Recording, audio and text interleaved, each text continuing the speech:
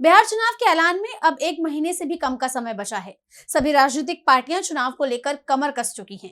इस सिलसिले में इंडिया गठबंधन ने भी तैयारी तेज कर दी है। आरजेडी नेता तेजस्वी यादव के आवास पर इंडिया गठबंधन की बैठक हुई, जिसमें कई बड़े मुद्दों पर चर्चा हुई। तो क्या कुछ हुआ महागठबंधन की इस बैठक में, जानने के लिए देखिए रिपोर्ट। बिहार विधानसभा चुनाव को लेकर इंडिया गठबंधन ने आरजेडी नेता तेजस्वी यादव के आवास पर बड़ी बैठक बुलाई। एसआईआर को लेकर मचे बवाल के बाद ये विपक्ष की पहली बैठक है।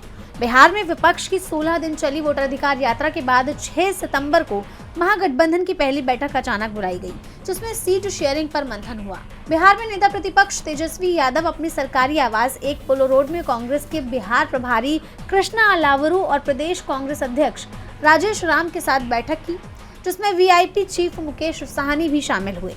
इस बैठक में तय हुआ कि विधानसभा चुनाव में पशुपति पारस के नेतृत्व वाली लोक जनशक्ति और झारखंड मुक्ति मोर्चा गठबंधन के साथ मिलकर चुनाव लड़ेगा, यानी 2 दलों की महागठबंधन में भी एंट्री हो गई है।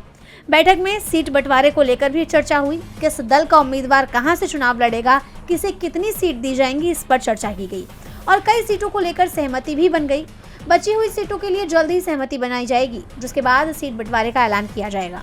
एक तरफ जहां एनडीए में सीट बंटवारे को लेकर खटपट की खबरें सामने आ रही हैं, वहीं दूसरी तरफ महागठबंधन में सीट शेयरिंग को लेकर खटपट तेज हो रही है। पटना पहुंचे हम के चीफ जीतन राम मांझी से जब पत्रकारों ने चिराग पासवान और सीट बंटवारे को लेकर सवाल किया, तो उन्होंने कहा कि चिराग का चाल और चरित्र 2020 से ही सब जानते हैं, इससे ज्यादा वो कुछ नहीं बोलेंगे। चुनाव सामने है और जहाँ तक सीट बंटवारे की बात है, वो लगभग फाइनल हो गया है।